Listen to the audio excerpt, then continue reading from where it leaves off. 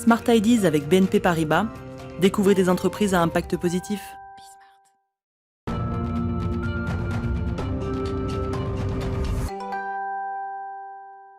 Smart Ideas avec Claudia Mollard, bonjour. Bonjour. Bienvenue, vous êtes la fondatrice de Greenfluence for Good, vous dirigez une agence de social media depuis 5 ans.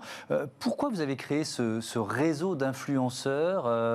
C'est tout récent, je crois. Oui, exactement. On l'a lancé en fait en septembre 2020, suite à un sourcing de notre part depuis 1 an, tout simplement parce qu'on trouvait que ça n'existait pas. Enfin, tout simplement, ça n'existe pas. Ouais. Il n'y a aucune agence d'influenceurs green. Oui.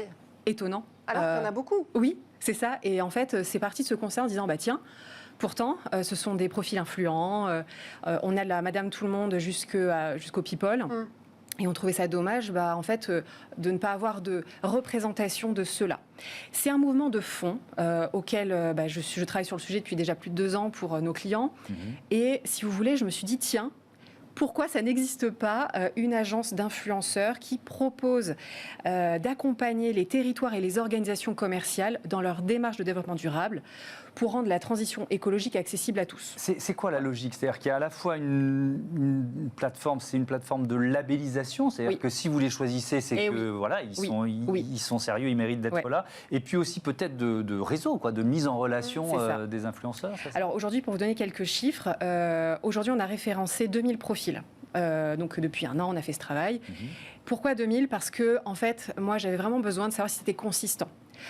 Quand on monte des opérations de sensibilisation, de communication, de programmes d'edutainment, c'est-à-dire d'éducation et de divertissement en même temps, et c'est ça notre valeur ajoutée dans le marché, c'est vraiment cette capacité de faire la com divertissante.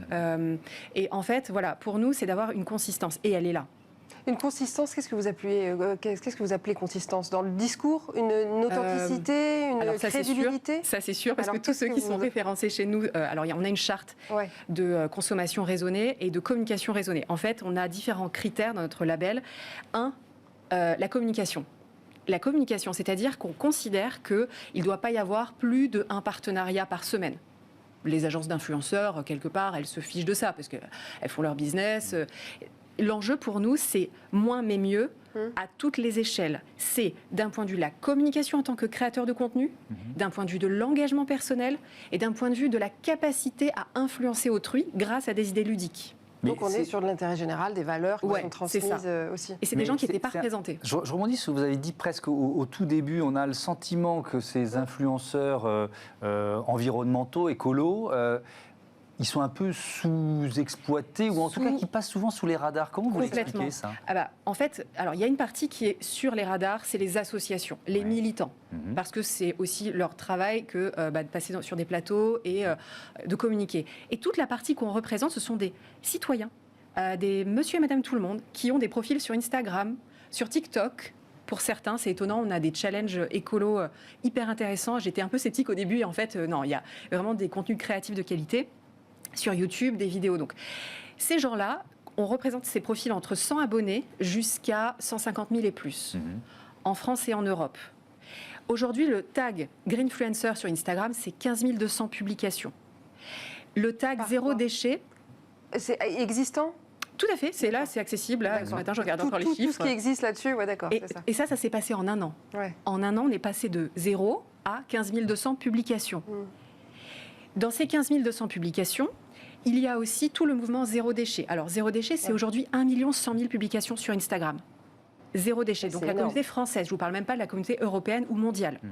Ce mouvement de fond est là. Et là où moi, j'ai eu vraiment cette envie de l'accompagner parce que c'est ma profession d'être experte social media, c'est vraiment mon métier depuis 10 ans et c'est mon agence. Et en fait, j'avais eu envie de me dire, OK, je vais représenter ces gens-là uniquement, si je puis dire, avec vraiment cette spécialisation, mais tout en prenant compte toutes les verticales, comme l'écotourisme, la beauté bio, enfin toutes ces verticales qui n'étaient pas forcément représentées. En bref, on est un peu first mover sur ce truc, et c'est surtout que pour moi, il y a un potentiel à très forte croissance, parce que déjà, je l'ai vu, on est passé de 0 à 15 200 publications spontanées, et toutes les verticales sont concernées aujourd'hui. C'est plus l'affaire d'écolos sur Twitter ou Instagram qui ont 200 abonnés. Non. Donc, 2 exemples concrets. Très vite, parce qu'on a fini. Bienvenue chez Véro, par exemple, la Metz qu'on représente, voilà, qui est d'éco-citoyenne. Et on a aussi une figure beaucoup plus people comme Is No Good, voilà, ou d'autres profils de ce genre. Et ben voilà, à trouver sur ce réseau Greenfluence for Good. Merci Claude Mollard, à bientôt sur Bismart. Voilà, c'est la fin de cette émission. Ça passe trop vite, oui, Thomas. mais c'est bon signe. On se retrouve vendredi prochain pour un nouveau grand entretien. Et puis moi, je vous retrouve demain matin pour Smart Future, l'émission des entreprises qui innove. Salut, bonne journée sur Bismart. C'est la chaîne des audacieuses et des audacieux.